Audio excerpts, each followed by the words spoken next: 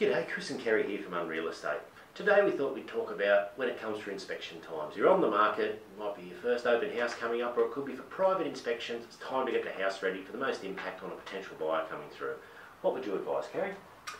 Well, I guess the number one thing is to appeal to people's senses when they walk in the home.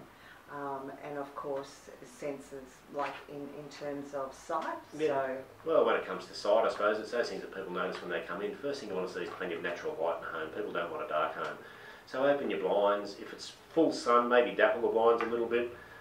In a lot of rooms, turn the lights on. If people expect the lights to be on. If buyers want to, some buyers will turn the lights off to get an idea of what the natural light is, but I think lights on in a home is always a great thing, and plenty of natural light. I suppose the other thing is a sense of smell. yeah. Look, we have pets ourselves, but the smell of pets can be slightly offensive to people. So number one, clear the pets out, take them for a walk while the open house or inspection is on. Try and sort of get rid of their bedding outside or give it a good wash. Get rid of pet food, etc. There's other things you can do, like putting around some potpourri or some nice diffusers, or the smell of coffee, and all those sorts of things are nice. But if anything, it's probably the best thing to do is to remove any offensive smells. Obviously, don't cook cabbage before your first inspection. Yeah, and it's a strange thing too. If you live with your pets, you don't notice the smell of your pets, but other people coming into your house will, and that's coming from people who own dogs, so yeah, and smelly dogs. I suppose one of the other things too, Kerry, is sense of smell. Oh, we've just gone through that. But the other thing would be, in terms of temperature, if it's a hot day outside, turn the air conditioning on half an hour before the open house. Get the home cooled down, so when people sort of walk in, they sort of get that, oh wow, instead of melting.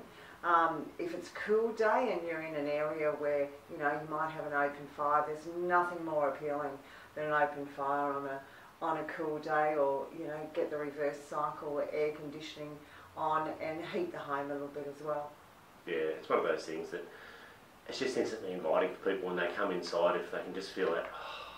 It's one of those things I remember. They might forget a lot of the homes they see at the opens, that they might go and see 4 or 5 or 6 open homes that day, but they'll probably remember the one on that really hot day or that really cold day when they walked inside and the temperature was just great.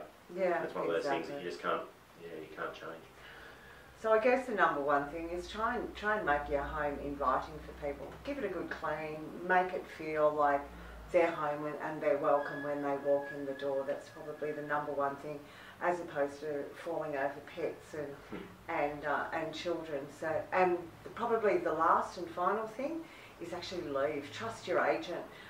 It's really difficult, and people feel really uncomfortable when the owners are there, because it's really hard for them to express honestly what they do and don't like about the home.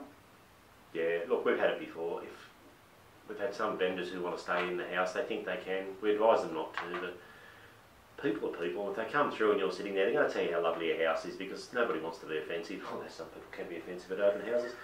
Nobody wants to be offensive generally, and they'll tell people how much they love the house and everything else, and then the poor vendor's wondering then why people aren't buying it. So look, it's just easier not to be there. People feel more comfortable walking around knowing the owner's not there. They can talk to the agent openly. The agent can get you accurate feedback on the home. You know exactly what the market's thinking. So look, do yourself a favour, just go for a walk. It's usually only half an hour or so. Take the dog for a walk and just go for a coffee, enjoy the day, and hopefully come back and the agent gives us good news about what happened during the inspection. Anything else you can think of at this stage? I think we've probably got it covered now, but by all means give us a call if you want some more advice. 6658 60 42 and talk to the team at Unreal Estate. Thanks very much and have a great day. Bye now.